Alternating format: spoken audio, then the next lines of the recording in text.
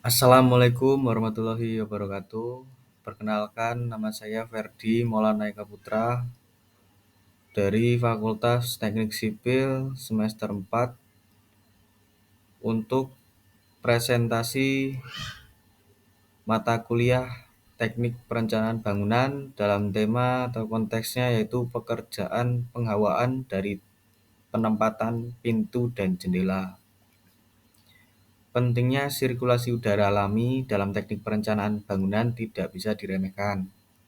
Ini adalah komponen kunci dalam desain arsitektur berkelanjutan yang berfokus pada peningkatan kenyamanan termal, kesehatan penghuni, dan efisiensi energi.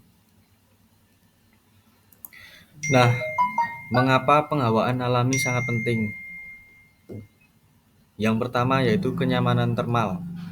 Menjaga suhu ruangan optimal antara 24 sampai 27 derajat Celcius.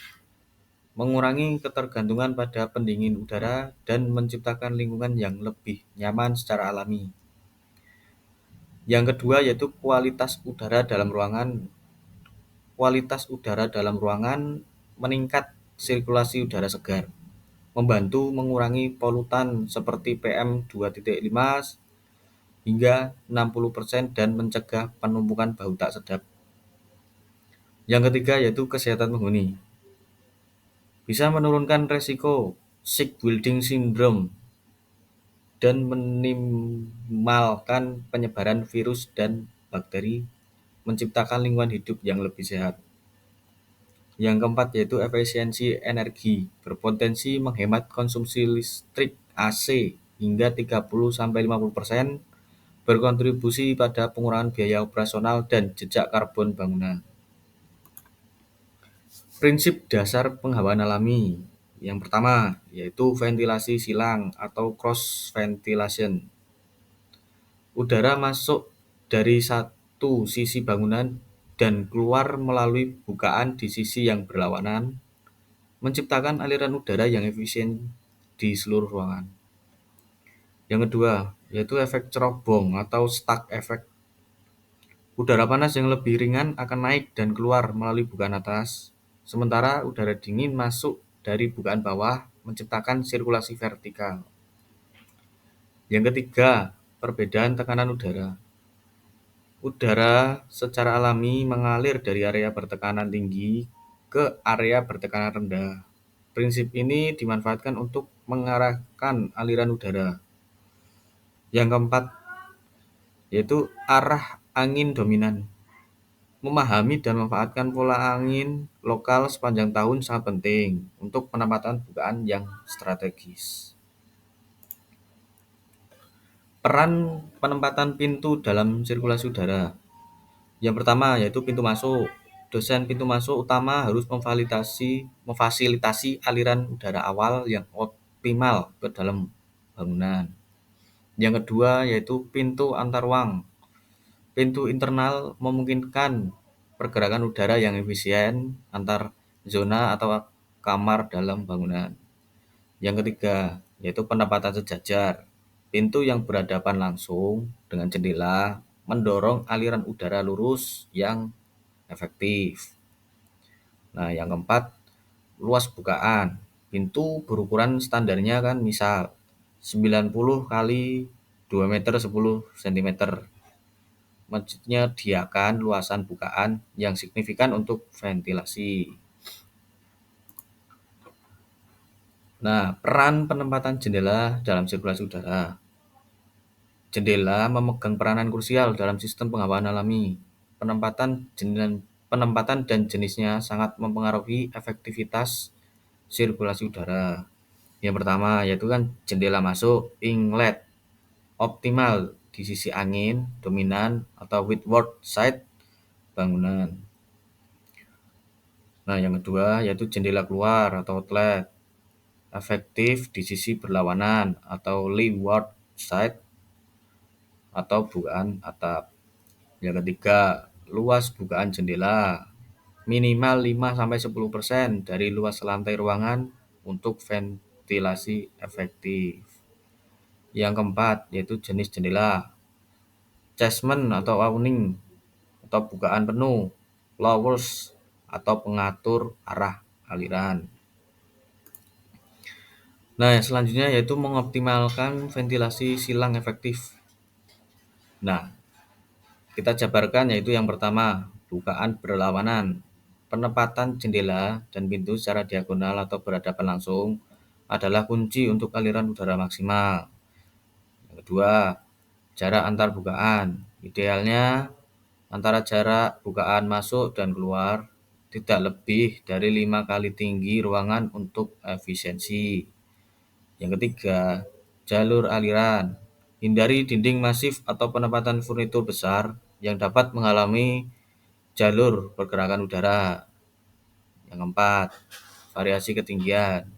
Jendela pada ketinggian yang berbeda itu menciptakan perbedaan tekanan yang membantu sirkulasi udara. Selanjutnya, yaitu kan memanfaatkan efek cerobong dalam desain. Efek cerobong adalah fenomena alam di mana udara panas naik dan keluar digantikan oleh udara dingin. Ini dapat dioptimalkan dengan berbagai elemen arsitektur. Yang pertama yaitu dibuat void dan antrium. Ruangan vertikal besar berfungsi sebagai aluran cerobong alami. Yang kedua yaitu menara angin. Struktur arsitektur menangkap angin dan mendinginkan udara. Yang ketiga, ventilasi atap. Ventilator, turbin atau Rayleigh vane mempercepat pembuangan panas. Yang keempat, bukaan atas dan bawah. Jendela tinggi atau skylight untuk pembuangan udara panas. Selanjutnya, kesalahan umum dalam perencanaan penghawaan. Yang pertama yaitu bukaan tunggal. Hanya memiliki satu jendela atau pintu menyebabkan udara stagnan karena tidak ada jalur keluar. Yang kedua yaitu penghalang eksternal. Penghalang eksternal apa? Yaitu bangunan tinggi di sekitar atau pohon rimbun yang terlalu dekat dapat menghalangi aliran angin alami. Yang ketiga, luas bukaan tidak cukup, yaitu bukaan yang kurang dari standar minimum 5% dari luas lantai ruangan tidak akan memberikan ventilasi yang memadai. Yang keempat, orientasi bangunan salah, yaitu tidak memperhitungkan arah angin dominan atau pergerakan matahari saat merencanakan posisi bangunan. Selanjutnya, manfaat jangka panjang penghawaan. Yang pertama, pengurangan biaya operasional, yaitu dapat mengurangi emisi karbon bangunan secara signifikan, mendukung visi bangunan hijau. Yang kedua, yaitu peningkatan produktivitas. Kualitas udara yang baik meningkatkan konsentrasi dan kinerja individual sebesar 10-15%. Yang ketiga, berkelanjutan lingkungan.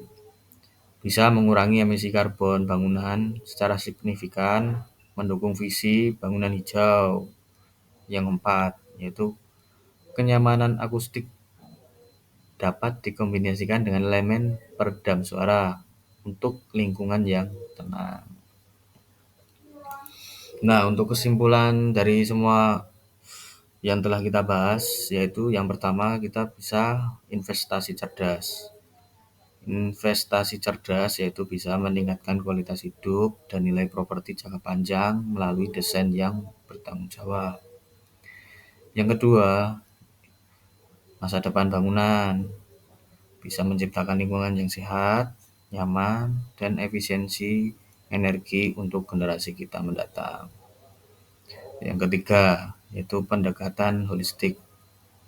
Pendekatan holistik yaitu mempertimbangkan pintu, jendela, orientasi, material, dan landscape secara terintegrasi.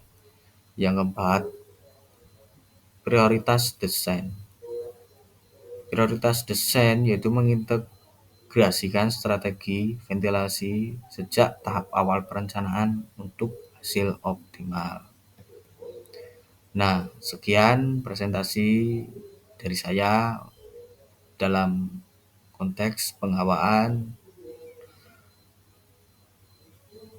Atas salah kata, salah ucapan, saya mohon maaf sebesar-besarnya. Demikian, wassalamualaikum warahmatullahi wabarakatuh.